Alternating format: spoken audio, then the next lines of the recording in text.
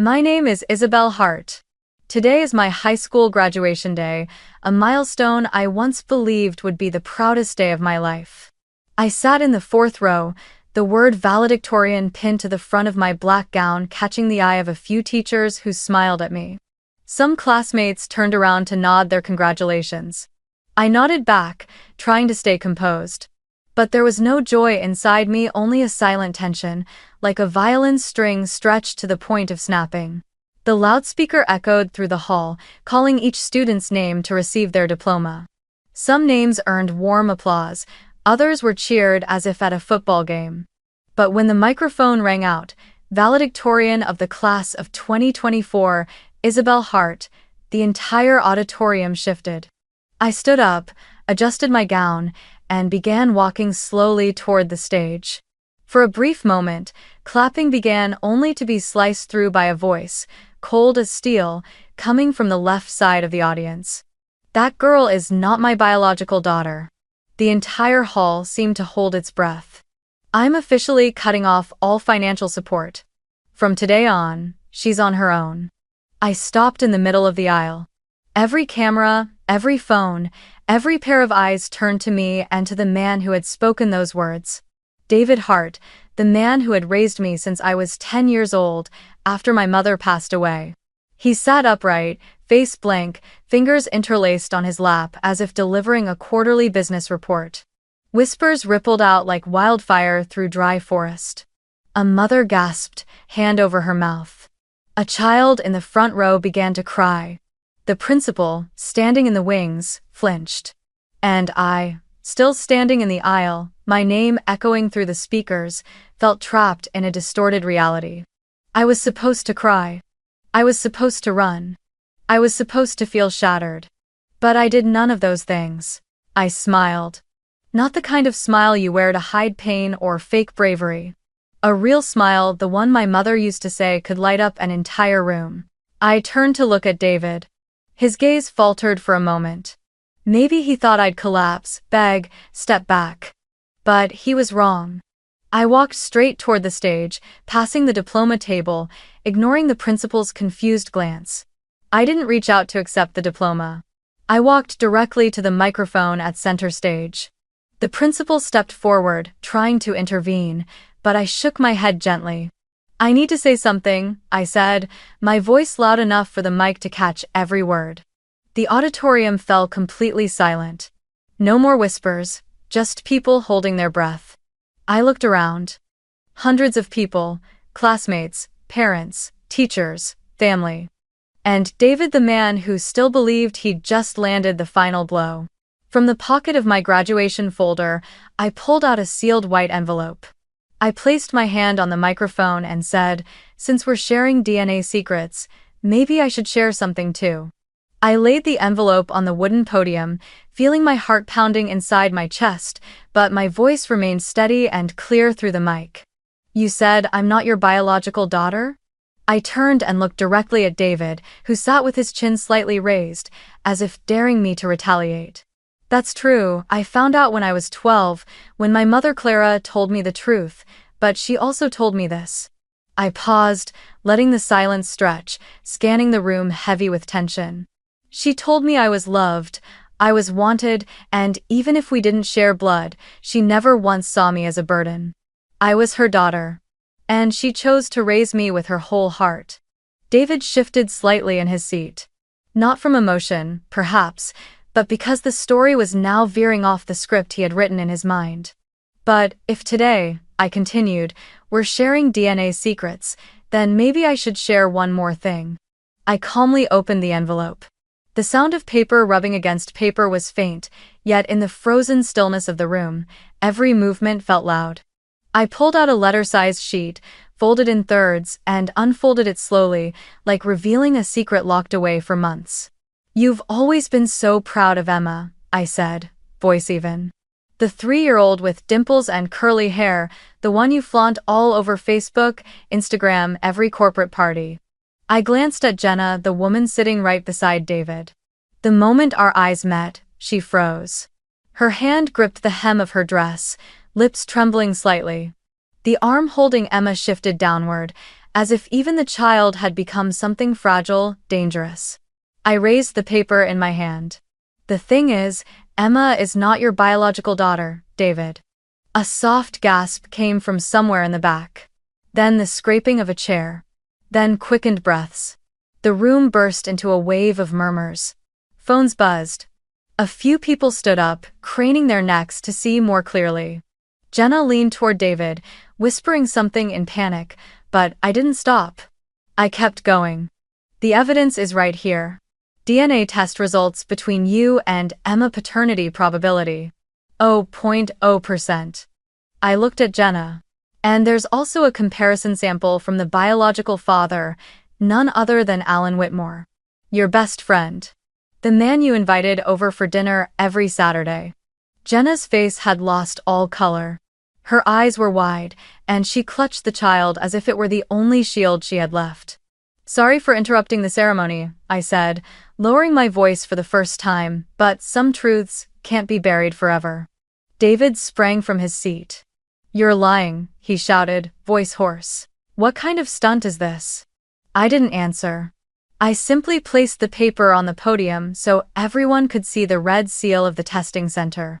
For the past 3 months, I've gathered every DNA sample, every hotel receipt, every photograph, and even the diamond bracelet that once belonged to my mother, now sitting on Jenna's wrist. The bracelet you promised to keep safe as a family heirloom. I stepped back from the microphone. All eyes were on me, but I wasn't afraid. In fact, for the first time in my life, I felt light. David, I said one last time, you can deny me. But you can't deny the truth. Jenna jumped to her feet. She tripped on the leg of the chair, nearly falling, then scrambled to scoop Emma into her arms and rushed toward the exit. The sound of her heels hitting the wooden floor echoed like fists pounding on the door of her own conscience. The auditorium doors slammed shut behind them. David remained standing, his face pale, eyes wide, staring at me like I was someone he no longer recognized. But I just smiled. Not out of spite, not with pride. Just a simple, quiet smile. Because at last, I had spoken. And I knew this was only the beginning. I used to think losing my mother was the worst thing that could happen to a child. But I was wrong. The worst thing is growing up in a house where love no longer has a place. My mother Clara passed away when I was 14. Late-stage cancer. From diagnosis to her final breath, it was barely 8 months. I still remember the night she sat beside my bed, her hair nearly all gone, her hands trembling as she held mine and said, "If one day I'm no longer here, you must remember. You are the strongest child I've ever known. And you deserve love not because you're good at anything, but because you are you." I believed her. Until the day she closed her eyes, and the man who had once been Dad began to change. Not 6 months after the funeral, he brought a strange woman into our home and said, "This is Jenna, my girlfriend." Jenna arrived like a cold wind, not warm, not refreshing, just icy. She always wore cream blazers, her hair perfectly tied up, her smile as flat as if it were cut from a magazine cover. The first time she met me, she didn't ask how I was, didn't offer condolences. She just scanned me head to toe and said, "You're Clara's daughter, aren't you? You kind of look like her." That was it. No hug, no emotion. Just an evaluation. Soon after, they got married. A small, tight ceremony with no relatives from my mother's side, no mention of her name. I wore the same black dress I had worn to her funeral. Jenna looked at me with those frozen eyes and muttered, "You look like you're here for a funeral." The house that once smelled warmly of apple pie and my mother's vanilla now reeked of strong perfume and expensive orange essential oils. The small candles my mom used to light were replaced by motion sensor lamps. Every photo of her slowly disappeared from the living room. In their place were pictures of David and Jenna meticulously color-corrected, hanging prominently on the main wall like a silent speech declaring that the family has changed. Dinner, once the only time the three of us shared stories about school, friends, and the cartoons I loved, had become a tense meeting. Jenna sat at the head of the table. David held an iPad. I sat in the corner, like someone borrowing space at someone else's table. Whenever I tried to gain their attention, stellar report cards, a second-place speech competition, a summer scholarship, Jenna would simply smirk, "Good. But you need to improve in math." David wouldn't even look up. "Yeah, that's good." A nod. No praise, no questions, no hugs. I began spending more time in my room, teaching myself, rereading my mom's old books. Each page was a place to hide. Every note she wrote in blue ink was a silent hug I clung to. Then one day, Jenna announced, "I'm pregnant." David looked up, and for the first time in months, I saw him smile, a real smile. He took Jenna's hand and kissed her forehead. "We have a chance to start over," he said. I remember those words exactly. I was right there, next to the fridge, holding a glass of water. And no one looked at me. I didn't know what start over meant. But I knew one thing. I wasn't part of it. From that day on, I became a shadow in my own home. Jenna was cared for every meal, every nap. David made shopping lists, called designers to redo the baby's room. Meanwhile, I had to apply for scholarships myself, pay for my SAT fees with the money I made working in the school library. No one asked if I was okay. No one asked if I needed anything. They just said, "You're grown. You can handle it." But it wasn't trust. It was a way to push me aside, like an old file no longer relevant to the new family blueprint. I remember once asking David on a night he came home late, sitting silently in front of the television that wasn't even on, "Dad, do you ever miss Mom?" He didn't answer, he just stood up, poured himself a glass of whiskey, and said, "That's in the past, you need to learn how to be practical." That's when I knew this house wasn't home anymore. It was a structure rebuilt without a foundation of love. And I was just an old wall they hadn't gotten around to tearing down. I survived that house by staying silent. Enduring. I taught myself how to fix leaky pipes, how to ride the bus, how to work part-time jobs, how to write college essays at midnight because during the day, Jenna made me clean the storage room. But I never broke. I swallowed every emotion whole. And I made myself a promise, when the chance came, I wouldn't need their acceptance. Emma was born on a March morning, in a cloud of applause and pink balloons floating through the halls of a private hospital. I stood outside the nursery room, looking through the thick glass, watching David cradle her like he was holding the entire universe. He whispered something into her ear, then turned to Jenna lying in the hospital bed, beaming like a queen. In that moment, they looked like a perfect family. Except me. No one called me into the room. No one asked if I wanted to hold my baby sister. I stood there for more than 15 minutes, a small bouquet in hand, bought with my weekend library job paycheck. Then I turned and walked away. From the moment Emma arrived, everything in the house changed. My reading room was turned into the baby's nursery. My mother's old books were boxed and shoved into the basement, replaced with a changing table, a humidifier, and wooden plaques engraved with Emma's World. Suddenly, the entire universe in that home revolved around one person, and it wasn't me. David took 2 weeks off work to care for the baby. He spent hours by her crib, singing lullabies. Jenna was constantly posting pictures of their little happy family online, complete with hashtags like #blessed and me. I disappeared from every photo. I tried my hardest to still be the daughter worth loving, waking early to cook breakfast, taking the earliest bus to school, studying hard, getting straight. As in every subject, even getting selected to represent the school in the statewide speech competition.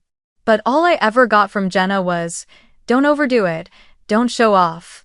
You should remember who's paying for your roof." And David, he just muttered. Every time I brought up an achievement, he nodded like signing off a contract, and went back to reading the paper. No hugs, no. "I'm proud of you." Gradually, Jenna began saying things that chilled me. Never in front of others, she was always sweet, calling me our sweet little Isabel when guests were around. But when we were alone, her tone shifted completely. "Your mother's probably glad she died early. She'd have gone mad watching you cling on like this. And let me be honest, you're like an ink stain on a white sheet. No one wants to see that." I swallowed every word. But when I saw my mother's bracelet, the silver one with the blue stone she'd worn ever since I was a child shimmering on Jenna's wrist during dinner, I couldn't take it anymore.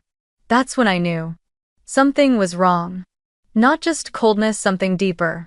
The way David looked at Emma, it was too intense, too enchanted, unlike anything he'd ever shown me. And the way Jenna avoided my eyes whenever I mentioned my mother. One night, I heard her whispering on the phone downstairs, voice low but rushed. I crept quietly down the stairs. "Don't text this number anymore," Jenna whispered. "David's starting to get suspicious. You held Emma too long the other day, I had to distract him." I froze in place. Inside my mind, all the scattered puzzle pieces began clicking together. The times Alan, David's longtime best friend, came over and played with Emma a little too much. The expensive gifts from Uncle Alan. The moments when Jenna disappeared with vague excuses and returned with freshly styled hair and newly painted nails. Right then, I understood. I hadn't just been pushed out of the family. I was living inside a stage play scripted by two adults for whom I was merely a convenient supporting character. So I started planning. Every step had to be careful. No one could suspect a thing. I quietly collected strands of David's hair from his comb in the bathroom. Then one afternoon, while Emma was napping, I gently picked up a few hairs from her pillow. Alan was the easiest, he always used the downstairs bathroom when he visited. One night after a pizza dinner, I found a hair clinging to a used tissue near the sink. 3 samples, clean, precise. I placed them into small Ziploc bags and tucked them inside a book my mother once gave me. Jane Eyre, a story of another abandoned girl reclaiming her worth. I found a private lab just 3 blocks from school. Paid in cash. Lied and said it was for a genetics project. The middle-aged technician gave me a curious look, then nodded. "Your results will be ready in 3 weeks." I felt like I had crossed an invisible threshold. I was no longer the quiet, obedient Isabel who longed to be loved. I was now the only one willing to expose the truth, not because I wanted to ruin anything, but because I couldn't live one more day inside a house built on lies. Those 3 weeks, I lived like a ghost. Jenna still performed her role as the loving mother.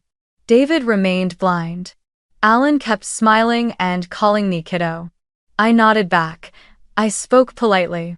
I even helped Jenna change Emma's diapers. But every night, as the house fell silent, I opened my laptop and reviewed recordings from my phone. I saved every photo, every hotel receipt Jenna had carelessly dropped. I sorted everything, every shred of proof, every word, every glance.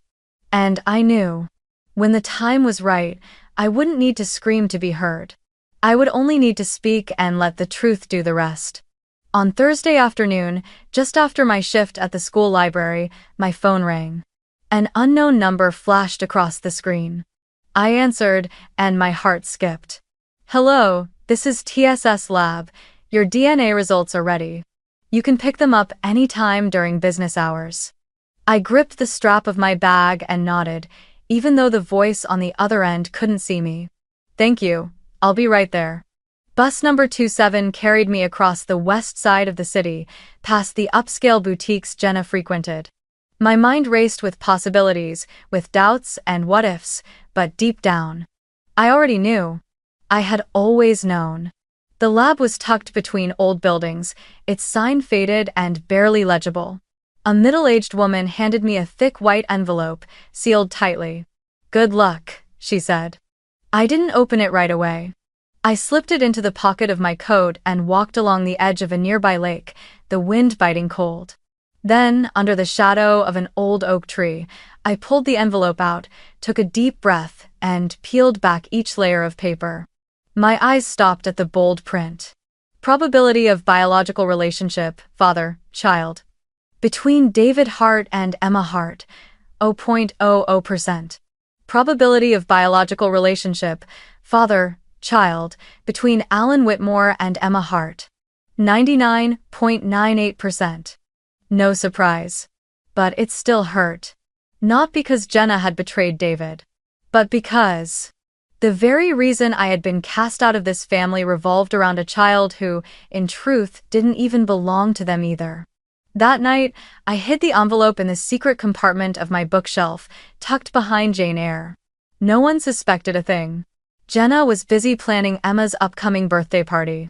David came home late, celebrating the signing of a new contract. Everyone was occupied with their own version of reality. 3 days later, I overheard the conversation that sealed everything. I was heading upstairs when I caught whispers coming from the study. The door was slightly ajar. I was about to walk past, but the word Harvard stopped me cold. "You're really thinking about sending her to Harvard?" Jenna's voice rang out. David sighed. "I don't know. Isabel's smart, but honestly, she's not my biological daughter. I've raised her for over 10 years. That should be enough." End of chapter. "Exactly," Jenna replied, her voice sweet like sugar laced with venom. "That money should be for Emma. She needs a better future. Isabel? She's clever, she'll figure things out. You don't owe her anything anymore." I didn't listen any further. I turned back, walked slowly to my room. The bedroom window was still cracked open. I sat on the floor, hugging a pillow. What filled my chest wasn't rage, it was stillness. A dangerous stillness, the kind that settles in right before a storm hits. I thought of all the years gone by, of the mother who once called me her little flame that knew how to burn bright on her own. Of the sleepless nights spent studying alone. Of the bracelet worn by Jenna like a trophy. And of the way David had never once looked at me like I was truly his daughter. I knew I didn't need pity. I didn't even need his tuition money. I needed just one thing, the truth to be spoken, once and for all. And there was no place more fitting than graduation. I began to prepare. The DNA results were tucked neatly inside my graduation folder, right behind the speech. I once wrote a speech that was never approved, because I knew I'd never be allowed to read it. I organized all the evidence, hotel receipts, photos of Alan holding Emma at the park, and the recording of Jenna's whispered confession over the phone. Every item was numbered, printed, and sealed. Not because I wanted revenge, but because if anyone dared to doubt me after that day, I could lay everything out and simply say, "This is the truth, read it yourselves." Graduation day arrived. The sky was suspiciously perfect. I wore a black gown and a pair of old heels borrowed from a classmate. Before leaving the house, I stood in front of the mirror and tied a blue ribbon around my wrist, the color of the bracelet my mother used to wear. A silent way to bring her with me. As I stepped outside, I saw David standing next to the car, dressed in a gray suit, his expression stern, like he was heading to a board meeting.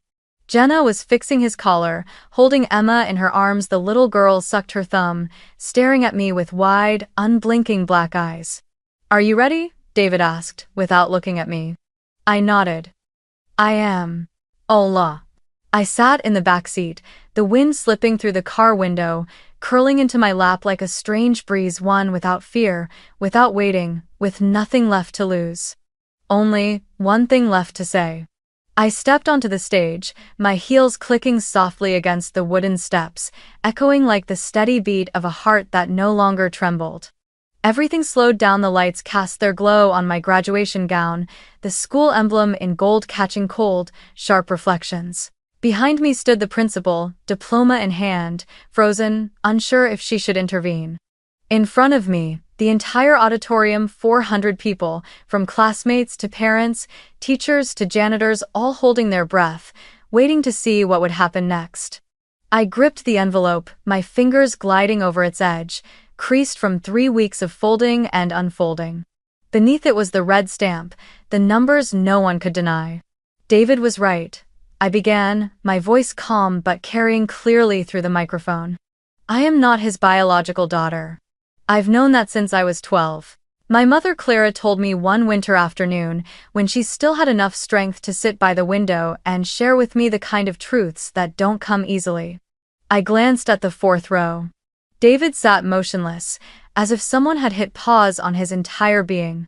His jaw clenched, hands clasped tightly together, eyes wide but blank. Beside him, Jenna was shaking her head over and over. But my mother also taught me that love doesn't always come from blood. Real love is when someone chooses to stay, chooses to hold a child who isn't theirs and treat them as their own flesh and blood. I paused. That, my mother could do, David couldn't. Jenna shot to her feet. She clutched Emma in her arms, her hands trembling, her face drained of all color. David, let's go, she whispered, tugging at his arm, trying to get him to stand. But David didn't move. I lifted the envelope, unfolding the carefully creased paper. And since today is the day for DNA secrets to come to light, I thought maybe I should tell you one more thing. I looked directly at Jenna. The 3-year-old girl you've cradled like porcelain, she's not your biological daughter. The murmurs erupted like a tidal wave. Someone gasped. Oh my God. A boy in the back row shot up from his seat. The sound of camera shutters clicking echoed through the auditorium, phones raised in every direction. The entire room was in uproar. The proof is right here. DNA results between you and Emma. 0.00%. Jenna started to stumble backward. I could see the panic unraveling in her eyes. Emma burst into loud sobs, her cry piercing, but not enough to drown out the thunder of the truth. I also tested Alan Whitmore. I paused, letting the names strike like a slap across the room. Paternity probability, 99.98%. Cries of disbelief rang from every corner. Someone blurted, Alan, David's best friend. Another shouted, I'm recording this, oh my God. David turned to Jenna, his mouth open, as if trying to speak, but no words came out. Jenna, I called, the bracelet on your wrist, it used to belong to my mother. It was the last gift I had left from her. And you had the audacity to wear it, to show up here as if you were the only one who had the right to be called a mother. Jenna froze. I saw her hands trembling so violently that she nearly dropped Emma. I stepped forward, my voice steady. My mother is gone, but her love never betrayed anyone. The words cut like a blade. Jenna staggered back, then turned and ran for the exit. Her heels pounded against the floor like the hammer of a judge. David remained frozen in his seat, eyes wide, staring into a void where every illusion had just been shattered. The auditorium doors slammed shut. Emma's cries echoed from the other side. I turned to the principal. He was still holding the diploma, his hands shaking as he extended it toward me. Congratulations, Isabel. I took the diploma and carefully folded it. No applause, no family photos, no congratulatory hug. And I didn't need any of it. I turned to the audience and bowed. In that moment, I saw some of the teachers nod gently. One placed a hand over her heart. A few classmates stood, eyes glistening. Not out of pity, but because they understood. I walked off the stage as if stepping out of an invisible prison I had lived in for 18 years. Behind me, I heard David call softly, Isabel, wait. But I didn't turn back. I didn't need another explanation. I didn't need him to understand. I only needed to be free. 3 weeks after graduation, my name appeared across local newspapers and community forums. Not because I was the valedictorian, but because I was the girl who exposed the truth through DNA on stage, the one who brought down a respected family in minutes, in front of 100 eyes and hundreds of recording phones. The clip spread faster than I imagined. A small television station even requested an interview, but I declined. I didn't need fame. I only needed a life no longer dragged down by sugar-coated lies. The news hit like a hammer. Jenna vanished almost immediately after that day, taking Emma and leaving the city. She was never seen again at any community events. And the endless stream of smiling family photos on social media? Gone. A few days later, David filed for divorce. In the documents, he didn't fight for custody.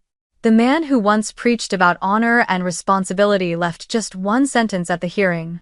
I was betrayed. Word reached the board of directors at the company where David was CEO. An emergency meeting was called. He was asked to take an indefinite leave due to reputational concerns. Alan didn't fare much better. His wife, a gentlewoman I once called Clara No. 2, because she shared my mother's name, moved out after receiving a copy of the test results. She took their 6-year-old twin boys with her, leaving Alan alone in the massive estate he once proudly called the perfect home. The families of two men who once stood at the top, one for reputation, one for wealth, collapsed because of a single white envelope. And me? I moved into a tiny rental room near my university. The space barely fit a single bed, an old wooden desk, and a floating bookshelf. But to me, it was the first place where I could breathe without dodging judgmental stares or biting remarks. I went to classes in the morning, worked part-time at a bookstore in the afternoon, and spent my evenings writing short journal entries to my mother, words no one would ever read. But the only way I still felt she was with me. One rainy afternoon, as I was reorganizing books by theme, a knock came at the door. Slow, heavy, like each tap was weighed down by hesitation and guilt. I opened it. David stood there. No gray suit, no silk tie, just a man, undone, hair disheveled, dark circles beneath his eyes aging him a decade. His shirt was wrinkled, the shoulders soaked with rain, and in his eyes was something I had never seen in him before. Regret. "May I have a few minutes?" he asked, his voice low and hoarse. I stepped aside. No words. We sat facing each other on the narrow balcony of the boarding house. The rain was still falling, soft and steady. Neither of us spoke at first. Only the sound of rain tapping the metal roof and the cold slipping into our hands. "You were right," he finally said. "I just wish I had seen it sooner." I looked at him. No anger, no pity, just silence. David bowed his head, hands clasped tightly, his back more hunched than I remembered. "When your mother was alive, she always told me to open my heart. To remember that love isn't defined by blood." I never understood. I took a deep breath. "I don't need an apology, David." He looked up. I saw a thin film of water in his eyes. "I'm not saying that to sound noble," I continued. "It's because I can't spend the rest of my life carrying resentment. I've carried it long enough. Now, I need to be free." David nodded. For the first time, it wasn't the nod of a man signing a contract, it was the quiet nod of someone finally accepting their own failure. "I'm not asking you to call me Dad. I know I don't deserve that. But, if you'll let me, I'd like to make things right through action. Maybe just meeting once a month, hearing about your classes, or even just sitting like this." I said nothing. The breeze carried the scent of rain and memories. I thought of my mother. If she were here, she'd smile and say, "You did the right thing." But forgiveness, that's how you reclaim your own heart. I nodded gently. One dinner a month, no talk about the past, just two people learning how to be family again. How it? David didn't smile, but his eyes softened. And for a fleeting moment, I saw a different version of the man who had raised me all those years, the version he might have been before pain turned him cold. I don't remember when the rain stopped. I stood up, went inside, and returned with 2 cups of hot tea, handing one to him. For the first time in a long while, no one interrupted me. No one looked down on me, no one called me a burden. We sat there, in comfortable silence. And I knew, the past could never be erased. But from this moment on, I was the one who got to write what came next. I don't call it starting over. Because some fractures never fully heal, and some voids can never be filled, no matter how hard we try.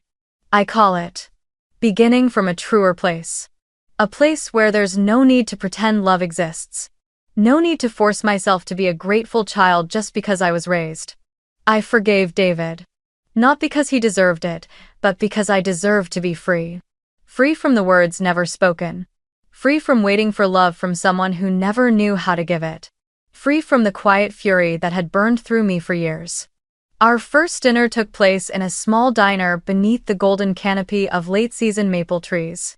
David arrived on time, dressed neatly, carrying 2 old books of my mother's that he had recovered from the storage room. We didn't talk much about the past.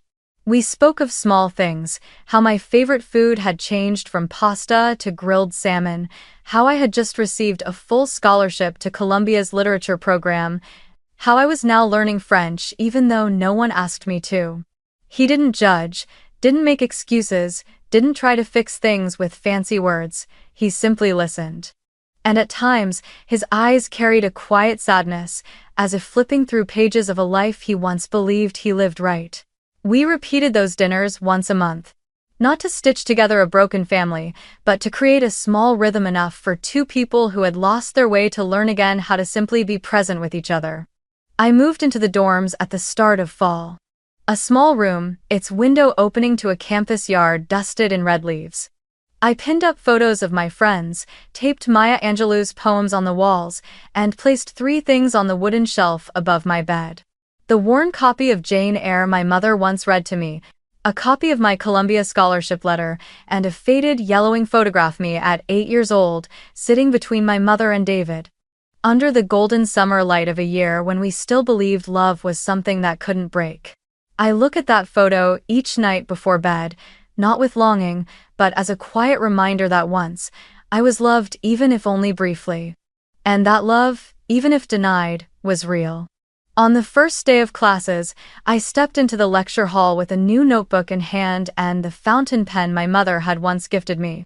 The autumn wind swept through my hair, carrying a feeling I couldn't quite name, not pure happiness, not complete peace, but something sturdier.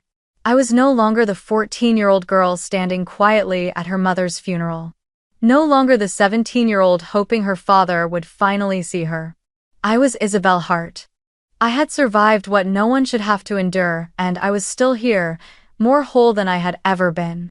That night, I opened my laptop and wrote a letter to the version of myself from 1 year ago. Dear one, if you're reading this through tears, through loneliness, or through unspeakable pain, know that you won't stay there forever. One day, you will rise, you will speak the truth. You will stop fighting to be seen. Because you will understand, your worth does not live in anyone else's eyes. You deserve love. You deserve kindness. You deserve a life where you don't have to beg to be accepted. And when you understand that, you'll walk into the light without needing anyone to lead the way. I hit save, then closed the laptop. Outside the window, the rain had begun to fall. I poured a cup of tea, sat down in the old fabric chair, the soft glow of the lamp spilling across the half-open pages of my book. A new chapter of my life had begun. No applause, no name tag that says, "Good daughter." Just me. Alone, but entirely whole. I used to think revenge was the only way to end pain. That if I could make them feel shame, make the whole world see the truth, the wound inside me would finally heal. But I've come to understand. True revenge isn't about bringing anyone to their knees. It's when I move forward without needing them to see, without needing them to understand, and without needing their applause. When I stood on that stage, holding the envelope that contained the truth, my heart wasn't just pounding from rage. It was because I knew I was about to release a weight I had carried through my entire childhood. I didn't need to be biological. I didn't need to be labeled as worthy. I only needed one thing: to be myself, and to live a life no longer defined by someone else. If you've made it this far, and if you've ever been the outsider in your own family, ever sat through dinner without a single question asked, ever been called a burden, ever been treated like a shadow, please know this. You are not alone. You are not invisible. You are not wrong for hoping. And you are still worthy of love, even if they never recognize it. You may not have chosen where you came from, but you absolutely can choose where you begin again. And sometimes, starting over isn't a lonely road, it's the path that leads you to a version of yourself that is stronger, freer, and more true than you've ever known. If this story resonated with you, leave a comment. Let me know where you're watching from, because I believe those who have been hurt can recognize each other in the deepest silences. And if you know someone who needs to hear they matter, who needs to be reminded they are enough, share this video with them. Because sometimes, just one story is enough to save a dream that's about to fade. I'll see you again in the next chapter of your own life.